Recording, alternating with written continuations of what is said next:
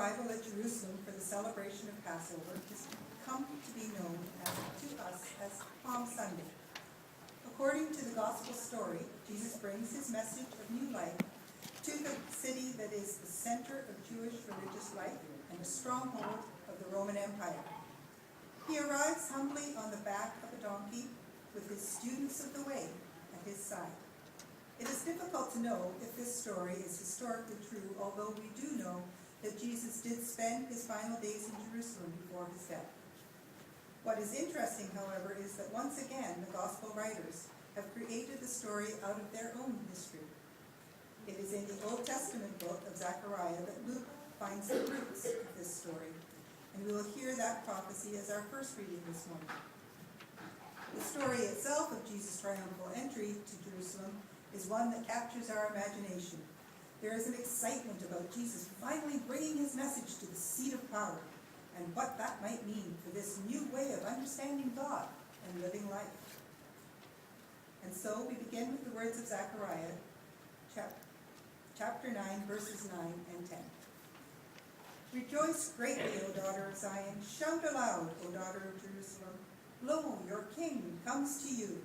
Triumphant and victorious is he, humble and riding on a donkey, on a colt, the foal of a donkey. He will cut off the chariot from Ephraim and the war horse from Jerusalem, and the battle bow shall be cut off, and he shall command peace to the nations.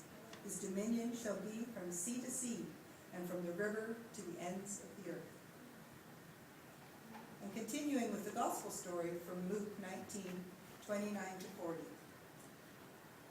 When Jesus had come near Bethphage in Bethany, at the place called the Mount of Olives, he sent two of his disciples, saying, Go into the village ahead of you, and as you enter it, you will find tied there a colt that has never been ridden. Untie it and bring it to me. If anyone asks you, Why are you untying it? Just say, The Lord needs it. So those who were sent departed and found it as he had told them.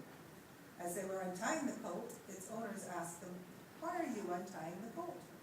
They said, The Lord needs it. Then they brought it to Jesus, and after throwing their coats on the colt, they set Jesus on it. As he rode along, people kept spreading their cloaks on the road. As he was now approaching the path down from the Mount of Olives, the whole multitude of the disciples began to praise God joyfully with a loud voice for all the deeds of power they had seen, saying, Blessed is the King who comes in the name of God. Peace in heaven and glory in the highest heaven. Some of the Pharisees in the crowd said to him, Teacher, order your disciples to stop. Jesus answered, I tell you, if these were silent, the stones would shout out. Hear what the